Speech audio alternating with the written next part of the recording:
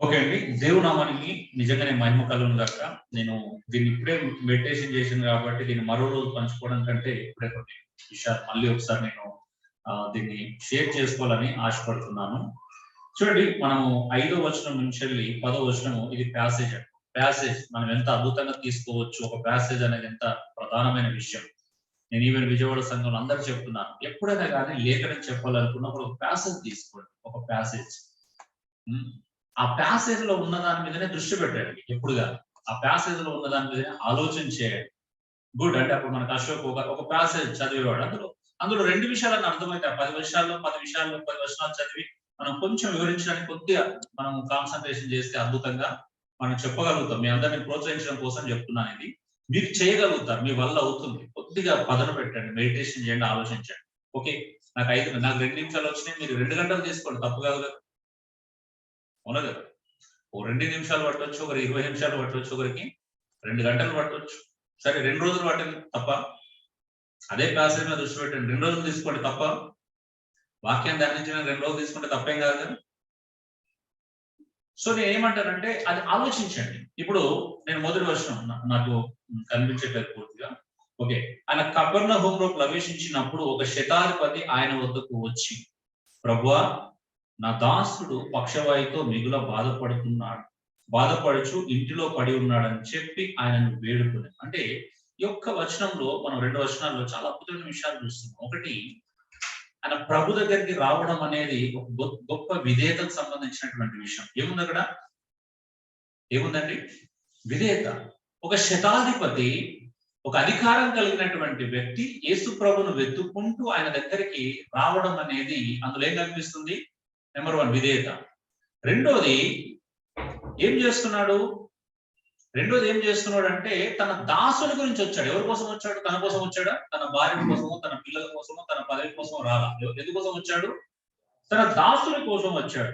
తన దాసుని కోసం వచ్చాడు అంటే తన దగ్గర పనిచేస్తున్న వారి పట్ల ఈ శతాధిపతికి ఏముంది? విచారం ఉంది. రెండో పాయింట్ రాసుకోండి, విచారం. నాకు అద్భుతంగా అనిపించింది. ఏముంది? విచారపడుతున్నాడు ఆయన గురించి. అవునా? విచారపడుతున్నాడు. ఈ విచారం ఏం చేసింది? ప్రభు దగ్గరికి వచ్చి బ్రతిమలాడుకునేలా చేసింది. ఏం చేస్తున్నాడు ఆయన? వేడుకుంటున్నాడు. అంటే విన్నపం తెలియజేస్తున్నాడు. ఏం చేస్తున్నాడు ఆయన? ఏం చేస్తున్నాడు? వినతిని సమర్పిస్తున్నాడు. తన యొక్క విన్నపాన్ని సమర్పిస్తున్నాడు. వినతి మూడో పదం, లేదా విన్నపం లేదా వినతి. విన్నపము లేదా వినతి. ఏం చేస్తున్నాడు? ప్రభా, ఇగో నా దాసుడు ఈ స్థితిలో ఉన్నాడు. వాడు ఇంటిలో పడి ఉన్నాడు. ఎక్కడ పడి ఉన్నాడంట? ఇంటిలో పడి ఉన్నాడు ప్రభా, దయచేసి వచ్చిన అతన్ని స్వస్థపరచు, ముట్టుకో అని వేడుకుంటున్నాడు. చూడండి, అంటే ఏముందైనా విన్నపాన్ని విన్నవించుకుంటూ బ్రతిమలాడుకుంటూ ఎంట్రీట్ అంటాం. వేడుకోవడాన్ని ఏమంటాం అంటే ఇంగ్లీష్ లో ఎంట్రీ. సో వేడుకుంటున్నాడు దేవుణ్ణి. మరి చూడండి, ఇక్కడ 3 విషయాలు చూసాం. ఒకటేమో విధేయత ఉంది ఆయన లోపల. రెండోది తన దాసుని పట్ల కలిగినటువంటి సమస్య పట్ల ఏముంది? విచారం ఉంది. మూడోది తన దాసుని గురించి, ఎవరి గురించి వేడుకుంటున్నాడు ఆయన? తన దాసుని గురించి వేడుకుంటున్నాడు. విన్నపాలు తెలియజేస్తుంది. నేను జస్ట్ 15 నిమిషాలు చెప్తా. 10 నిమిషాలు. ఎందుకంటే మన అంశం వేరుంది. నేను జస్ట్ ఎంత ఈజీగా మనం ఒక ప్యాసేజ్ ని ఎలా చూడొచ్చు అనేది మనం చూస్తా ఉన్నాం. ఓకే. నెక్స్ట్ మనం చూద్దాం. యేసుప్రభు అన్నాడు దానికి, యేసు నేను వచ్చి వానిని స్వస్థపరచెదనని అతనితో చెప్పగా. వేడుకోగానే యేసుప్రభు చాలా అద్భుతమైన వ్యక్తి కదా. ఒక వ్యక్తి వేడుకున్నప్పుడు, తన దగ్గరికి వచ్చినప్పుడు యేసుప్రభు ఎప్పుడు కూడా సిద్ధంగా ఉంటాడు కదా. తను విశ్వసించి వచ్చిన ప్రజల్లో కార్యం చేయడానికి. ఇది యేసుప్రభు వైపు మనం తర్వాత నేను మళ్ళీ ఇంకొక మెడిటేషన్ మనం చూడొచ్చు. ఓకే. ఏమన్నాడు ఆయన? నేను వచ్చి నీ దాసుని స్వస్థపరిచేదనని అతనితో చెప్పగా. ఓకే. ఇప్పుడు మళ్ళీ శతాధిపతి వైపు. ఆ శతాధిపతి, ప్రభా, నీవు నా ఇంటిలోనికి వచ్చుటకు నేను పాత్రుడను కాను. ఏంటిది? నీవు నా ఇంటిలోనికి రావటానికి నేను పాత్రుడను కాను. ఇది మామూలు విషయం కాదండి. నిజమా? మనం ఏం చేస్తామనంటే చిన్న విషయం జరిగితే దేవుడు ఉన్నాడు ఇంటికి, దేవుడు ఏం చేసిండు, దేవుడు ఉంటే నా భార్య ఎట్లెందుకు ప్రవర్తిస్తుంది, దేవుడు ఉంటే నా నా కొడుకులు అట్లా అంటాడు, దేవుడు ఉంటే నా తల్లిదండ్రులు ఎట్లా అంటాడు, దేవుడు ఉంటే నేను ఇక్కడ ఎందుకు పుడతాను, దేవుడు ఉంటే నేను పలానా విలేజ్ ఎందుకు పుడతాను, దేవుడు ఉంటే నా పరిస్థితి ఇంత భయంకరంగా ఎందుకు ఉంటది. అవునా? అంటే మనం ఏం చేస్తున్నాం? దేవుడిని మనం ఏ స్థాయిలో చూస్తున్నాం అని అంటే, దేవుడు మన జీవితంలో ఏదైనా చేయటానికి మనం అర్హులుగా ఫీల్ అవుతున్నాం. గర్వమా ఏంటి? నిజం చెప్పండి, మనం ఎలా ఫీల్ అవుతున్నాం? దేవ వచ్చి కార్యం చేయి అంటే మనం ఏం చేస్తున్నాం? అర్హులుగా ఫీల్ అవుతున్నాం. మనం ఎంతటి అర్హులం అంటే మనము దేవుడు మన ఇంట్లో వచ్చి మన పక్కన వచ్చి నిలబడి మనతో మాట్లాడాలన్నంత అర్హత ఫీల్ అవుతున్నాం. అవునా? నేను పిలిస్తే పలకాలి, నేను రమ్మంటే రావాలి అన్నంత ఫీలింగ్ ఉంది మనకు. అవునా? లేదంటారా? అలా అలా చేయకపోతే మనం అడుగుతాం, అలా అలా చేయకపోతే మన ఇష్టానుసారంగా జీవిస్తాం, అలా చేయకపోతే అందుకే కదా మనకి విధేయత లేదు. ఎందుకు లేదు మనకి? దేవుణ్ణి మనం చూసే స్థాయి. నేను ఆ రోజు పేతురు కూడా అన్ని చేపలు పట్టిన తర్వాత ఏమన్నాడు? ప్రభా, నేను పాపిని ప్రభా, నన్ను విడిచి దూరంగా వెళ్ళు, నేను అర్హుణ్ణి కాదు. ఎంతమంది ఈ మాట చెప్పగలుగుతారండి? ప్రభా, నేను అర్హుణ్ణి కాదు. అసలు ఈ రోజు మేము ఆ ఫీలింగ్ ఏంటంటే, ప్రభా నేను అసలు పిలవడానికి కూడా మాకు యోగ్యత లేదు, అర్హత లేనున్నాం. ఆయన ఎంత అద్భుతమైన మాట చెప్పాడు తెలుసా? ప్రభా, నేను పాత్రుడని కాను, నువ్వు నా ఇంట్లో అడుగు పెట్టేందుకు పాత్రుడు నేను కాను. ఏ స్థాయిలో చూశాడండి ఆయన యేసుప్రభుని? చూడండి ఒకసారి. ఏ స్థాయిలో యేసుప్రభుని ఆయన చూడగలిగాడు ఒకసారి ఆలోచించండి. ప్రభా, నువ్వు నా ఇంట్లో అడుగు పెట్టడం అంటే అంత పాత్రత నాకు లేదు. అంటే తన స్థాయిని ఆయన అంగీకరిస్తున్నాడు, తన స్టేటస్ ఏమో చూసుకుంటున్నాడు. అంటే ఒక అధికారి మాట్లాడుతుంది ఎవరు? ఒక అధికారినా లేకపోతే ఒక బిగ్గర బికారియా? వందల మంది ఆయన చేతి కింద ఉన్నారు. అవునా? ఒక అధికారి మాట్లాడుతున్నాడు ఇక్కడ. అసలు మనకి ఏ స్థాయి లేకపోయినా మనం కోరుకునే పాత్ర చాలా అద్భుతంగా ఉంటుంది, అంటే ఎక్కువ ఉంటుంది అని అంటే నేను పాత్ర అంటే నాకు అర్హత లేదు అంటున్నాను. నువ్వు నా ఇంట్లో అడుగు పెట్టాడు, నేను ఏ పాటి వాడు అంటే ఆయన చాలా అద్భుతమైన విచక్షణ కలిగిన వాడు. మనకు ఆ విచక్షణ లేదు ఈరోజు. నెక్స్ట్ పాయింట్ ఏంటి? విచక్షణ. ఏంటి విచక్షణ? యేసు ప్రభు ఎవరో, నేనెవరో ఆ స్థాయిని గుర్తించగలిగిన విచక్షణ ఉందా? అవునా? ఉందా? ఈరోజు నిజంగా మనకు విచక్షణ ఉందంటే యేసు ప్రభు స్థాయిని, మన స్థాయిని చూసుకునే విచక్షణ ఉందా ఈరోజు? ఆయన ఎంతటి వాడు, ఎంత లోపడాలి, చెప్పిన వెంటనే ఇంత రగు అన్నాడు. నిజంగానే కదా ఒక నాయకుడు ప్రభు చెప్పాడు మాట, లోపడతామా?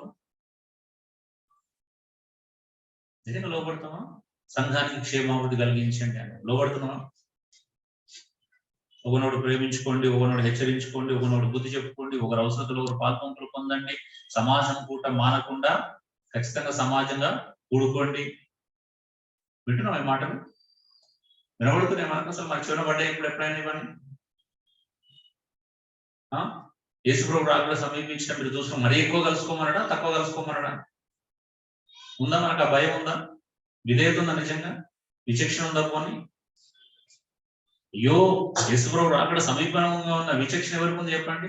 నేను కొద్దిగా ఒక్కరోజు సంఘానికి దూరం, నా బ్రతుకులో 6 దినాలు నేను అడ్డదిడ్డంగా ఎక్కడ పడితే అక్కడ లోకంలో గడుపుతున్నాను. అది నా జీవితాన్ని ఎక్కడో ఒక దగ్గర నన్ను ప్రభావితం చేస్తుంది. నేను అక్కడి నుంచి బయటపడాలంటే నాకు స్థానిక సంఘంలో ఒక సహవాసం చేసి ఆ రోజు సహోదరులతో గడిపితేనే నేను బలపరచబడతాను, సహోదరులకు నేనేమన్నా ఇస్తేనే వాళ్ళు బలపరచబడతారు అన్న ఆలోచన ఉందండి ఎవరికైనా మనలో? నిజంగా చెప్పండి,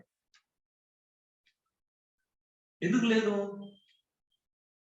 ఫస్ట్ మనకు విచక్షణ లేదు. ఏం విచక్షణ లేదు? ఆయన స్థాయి అంటే ఆయన గ్రహించగలగాలి, ఆయన చూడగలగాలి.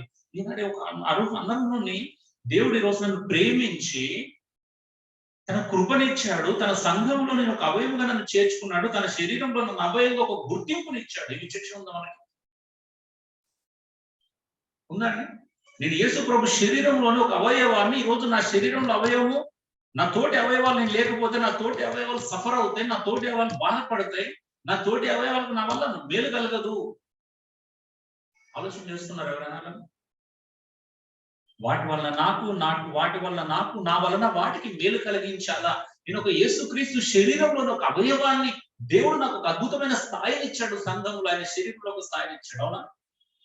సంఘంలో చేర్చుకున్నాడు. మరి చేర్చుకోబడిన మనము నిజంగానే సంఘానికి అంత విలువిస్తున్నామా? ఎవరు మనం?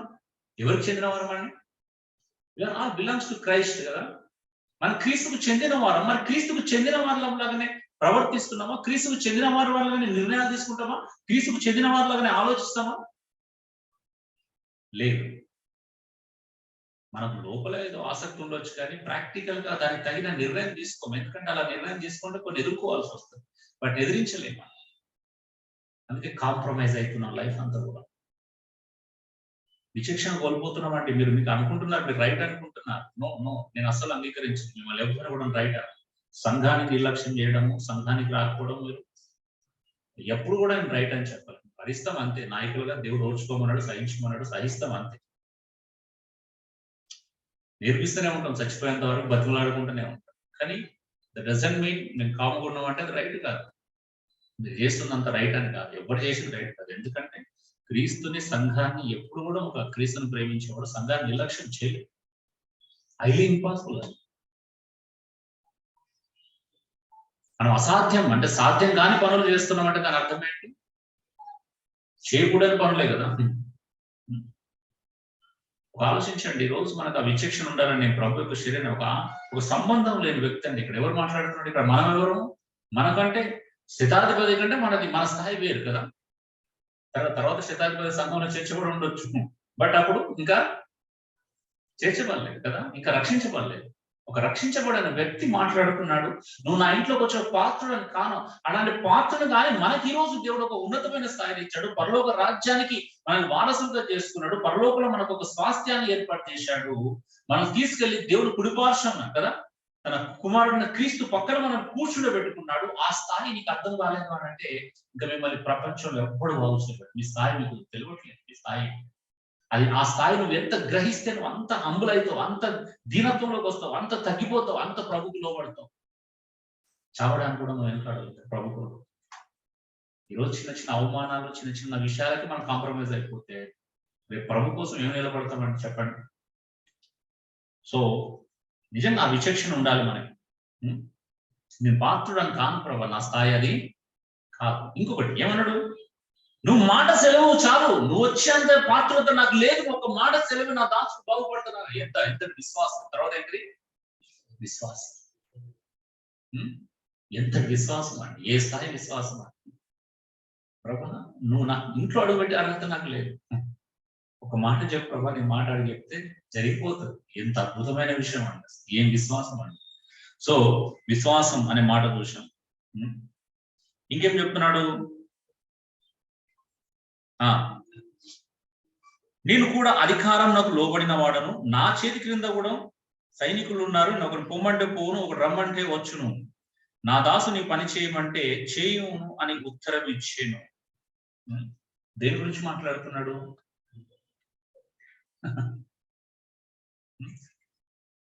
చాలా వివేకం కలిగిన వ్యక్తి కదా. ఏముందానికి? వివేకవంతుడు. వివేకం ఉంది, విచక్షణతో పాటు ఏముంది? వివేకం కూడా ఉంది. ప్రభా నేను ఒక అధికారంలో ఉన్నాను, నేను కూడా ఒక అధికారానికి లోబడే వ్యక్తిని. అంటే నా కింద 100 మంది ఉన్నారు, నేను చెప్తే చేస్తారు. అలాగే నా పైన కూడా అధికారులు ఉన్నారు, వాళ్ళు చెప్తే కూడా నేను చెయ్యాలి. ఎంత వివేకవంతుడండి. కాబట్టి ప్రభా నేను నీ దగ్గరికి వచ్చినప్పుడు ఏం చేయాలా? నోరు మూసుకొని రావాలా? అది ఇతరులు చెప్పే పని కాదు. ఎంతటి వివేకం అండి. ఏ పని ఎవరు చెప్పాలి అని వివేకం కదా. ఎవరు ఏది చేయాలా వివేకం ఉండాలి మనకి. ఉందా? ఎవరు చేయాల్సిన పని వాళ్ళే చెయ్యాలి. ఎక్కడ ఎలా ఉండాలో అలా ఉండాలి. మనం ఏ స్థాయిలో ఉన్నా ఎక్కడ ఎలా ఉండాలో గొప్ప వ్యక్తి అయి ఉండొచ్చు, కానీ యేసు ప్రభు దగ్గరికి వస్తే ఏం చేయాలా? నోరు మూసుకొని కూర్చోగలిగిన స్థాయిలోకి రావాలి. అవునా? నువ్వు చెప్పు ప్రభావ, నేను చేస్తాను అనే స్థాయిలో అంత వివేకం మనకు కావాలి. అందుకే మా పౌలు, నేను ఒక మాట నాకు చాలా ఇష్టం, నేను ప్రతి ఆలోచన చేరపట్టి క్రీస్తుకు లోబరచవలను. ఈ ఆలోచన ఎంత గొప్పదైనా ఈ వివేకం ఎక్కడ పనిచేయాలంటే క్రీస్తు దగ్గర రాగానే లోబడితే చాలా. చూడండి తర్వాత ఒక మాట ఏమన్నాడు? యేసు ఈ మాటలు విని ఏం చేశాడు? ఆశ్చర్యపోయాడు. ఆశ్చర్యపోయాడా? ఒక విశ్వాసము కర్త యేసు ప్రభు ఎవరు? విశ్వాసానికి కర్త ఆయన కదా. వినుట వలన విశ్వాసం కలుగును, వినుట క్రీస్తుని గురించిన మాట వలన కలుగును. విశ్వాసానికి ఆయన ఎవరు? యేసు ప్రభు కర్త. ఒక విశ్వాసం కర్త ఒక శతాధిపతిలో ఉన్న విశ్వాసాన్ని చూసి ఆశ్చర్యం చెందుతున్నాడు. ఎవరు? ఇక్కడ ఒక విశ్వాసాన్ని కర్త మాట్లాడుతున్నారు. ఎవరు మాట్లాడుతున్నారు ఇక్కడ? విశ్వాసానికి కర్త విశ్వాసం గురించి మాట్లాడుతున్నాం. అంటే ఒక ఎదుటి వ్యక్తిలో ఉన్న విశ్వాసాన్ని చూసి, తన ముందు నిల్చున్నటువంటి వ్యక్తిలో ఉన్న విశ్వాసాన్ని చూసి ఆశ్చర్యపడుతున్నాడు. సో తర్వాత మనం చూస్తే ప్రభు ఒక మాట అంటున్నాడు, ఆశ్చర్యపడి వెంట వచ్చుచున్న వారిని చూసి, ఇశ్రాయేలులో ఎవరికైనాను నేను ఇంత విశ్వాసం ఉన్నట్టు చూచుండలేదని నిశ్చయముగా మీతో చెప్పుచున్నాను. విశ్వాసానికి కర్త అని చెప్పిన మాట. అనేకులు కూర్చుండియు పడమటి నుండి తూర్పు నుండి పడమటి నుండి వచ్చి అబ్రహాముతో కూడాను, ఇస్సాకుతో కూడాను, యాకోబుతో కూడాను పరలోక రాజ్యమందు కూర్చుందురుగా. ఇక్కడ 2 విషయాలు చెప్తున్నా. ఒకటి విశ్వాస ఫలం. ఎవరైతే విశ్వసించి ఏం జరుగుతుందంటే ఇక్కడ విశ్వసించిన వారి గురించి యేసుప్రభు సడన్ గా స్వస్థత టాపిక్ నుంచి ఎక్కడ తీసుకెళ్లాడు? విశ్వసించిన వారు, తను అనుసరించిన వారు, తను వెంబడించిన వారు విశ్వాస ఫలాన్ని అనుభవిస్తారు. ఏంటిదా విశ్వాస ఫలం? పరలోక రాజ్యం. ఆమె అబ్రహాంతో కూర్చోవడం, దేవుని దగ్గరికి చేర్చేవాడు. అలాగే కింది లైన్ లో విశ్వాసంలో విఫలమైన వాళ్ళ గురించి కూడా మాట్లాడుతున్నాడు. ఎవరంట? ఇంకెవరు? కూర్చుందరు కానీ రాజ్య సంబంధులు. రాజ్య సంబంధులు అంటే కింద చూడండి, రాజ్య సంబంధులు. ఏ రాజ్య సంబంధం? ఈ రాజ్య సంబంధులు అంట వెలుపడి చీకటిలోనికి త్రోయబడుదురు, అక్కడ ఏడుపును పండ్లు కొరుకుటని ఉండునని మీతో నిశ్చయంగా చెప్పుచున్నా. ఈ రాజ్య సంబంధులు ఏం చేశారు? యేసు ప్రభువును విశ్వసించడంలో విఫలమయ్యారు. ఇక్కడ విఫలం అనే మాట మనం చూస్తున్నాం. విఫలమయ్యారు, విఫలం చెందారు, విశ్వసించలే. అవునా? విశ్వసించిన వారందరూ విఫలం చెందారు. ఏంటిది? అది భయంకర విఫలం. ఎంతటి విఫలం అని అంటే ఎక్కడికి వెళ్ళారట? నరకానికి వెళ్ళిపోయారు. మరి ఏది కావాలి మీకు? నరకానికి వెళ్ళిపోయేంత విఫలం చెందారు, నరకంలో పడేంత విఫలం చెందారు. అది యేసు స్వయంగా చెబుతున్నటువంటి ఒక అద్భుతమైనటువంటి మాట. చివరిగా మనం చూసినట్లయితే ఒక అద్భుతమైన మాట మనం ఇంకో మాటతో ముగిస్తున్నాడు ఆయన 13వ వచనంలో. అంతటా యేసు, ఇక వెళ్ళుము, నీ విశ్వసించిన ప్రకారము నీకు అవునుగాక అని శతాధిపతితోనూ చెప్పాను. ఆ గడిలోనే అతని దాసుడు స్వస్థత పొందాడు. విశ్వాసం ఉండేటువంటి కార్యఫలం, విశ్వాస కార్యం అంటారు. నమ్మితే ఆ నమ్మిన నమ్మిక చొప్పుననే దేవుడు జరిగిస్తాడు. అవునా? నీకు నమ్మకం లేకపోతే నీ జీవితంలో కార్యం జరగదు. నేను నమ్మాను. నమ్మడం అంటే దేనైనా వదులుకున్నా దేవుడు చూసుకుంటాడు అనే నమ్మకం. అవునా కదా? విశ్వాసం యొక్క ఫలం మనం ఎప్పటికీ అనుభవిస్తాం. విశ్వాసం యొక్క కార్యం అంటాం.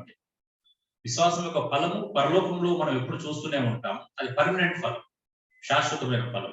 అయితే భూమి మీద ఉన్నప్పుడు ఆ విశ్వాస కార్యాన్ని మనం చూస్తాం.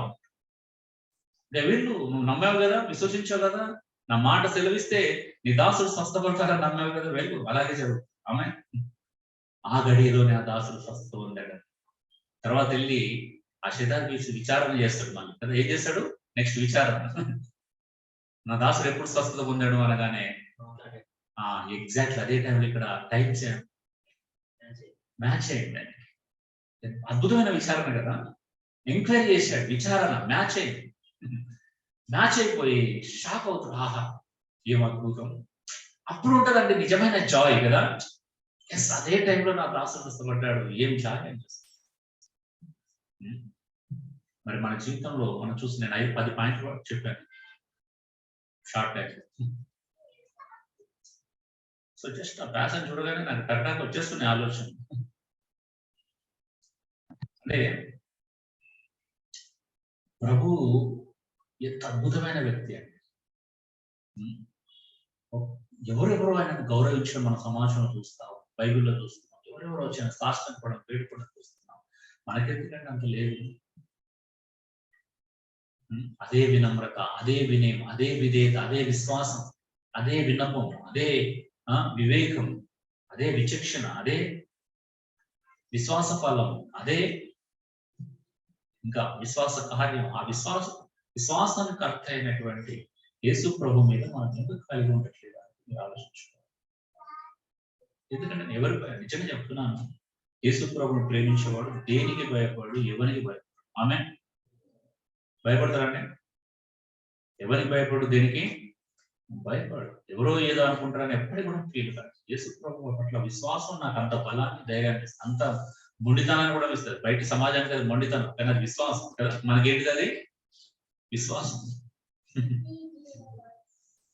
మోసెస్ ఈ మాట సెలవిచ్చినప్పుడు ఐగుప్తులో ఫరో కుమార్తె అనిపించుకుంటే, రాజు కుమారుడు అనిపించుకుంటే కంటే, అక్కడ సుఖభోగులు అనుభవించే కంటే దేవుడు ప్రజలతో శ్రమ అనుభవించే మేలు అన్నప్పుడు అది మొండితనంగానే కనిపించవచ్చు జనాలు. పిచ్చోడు ఉన్నాడు, ఇంత అద్భుతమైన జీవితాన్ని వదిలేసుకొని ఎక్కడికో పోతున్నాడు ఎంతమంది అనుకుని ఉండరు. బహుశా మేబీ ఐగుప్తులో ఉన్న వాళ్ళు అందరూ అనుకుని ఉండొచ్చు. మోసెస్ పిచ్చి పట్టింది, ఇంత రాజ్యాన్ని, అంగులు, ఆర్భాటాలు, ఐశ్వర్యము, సుఖభోగాలు అన్ని వదులుకొని పిచ్చోళ్ళగా ఎక్కడికి ఇంకా బానిసలతో బ్రతకాలని నిర్ణయించుకున్నాడు అండి. ఎవడన్నా అప్రిషియేట్ చేస్తాడు భూమి మీద? ఒక్కడన్నా అప్రిషియేట్ చేస్తారండి భూమి మీద? మనకేం కావాలా? మనకు అప్రిషియేషన్స్ కావాలి, మెప్పు కావాలి, ప్రజలు మనల్ని మెచ్చుకోవాలి. అందుకే ప్రజలు సంతోష పెడతా ఉంటారు. అంతే సార్, మంచిది కాదు. ఈ భూమి మీద అందుకే అంటాడు, నువ్వు స్వార్థ విషయంలో కానీ సంఘ విషయంలో కానీ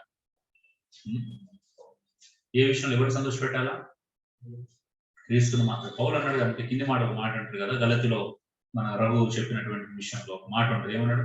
నేను ఇప్పటికీ మనుషులను సంతోష పెట్టుకోవాలంటే క్రీస్తు దాసులను కాకేయకపోతుంది.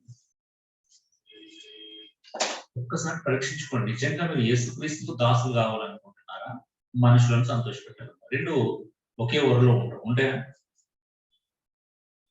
ఈ రెండు మీరు ఎవరైనా మనకు ఒకే ఊరలో పెట్టి చూపించండి నాకు సార్, నేను ఫెయిల్ అయినా ఒప్పుకుంటాను, నేను తప్పని ఒప్పుకుంటాను. మనుషులను మాత్రమే మనుషులను సంతోష పెట్టేవాడు క్రీస్తు దాసుడు.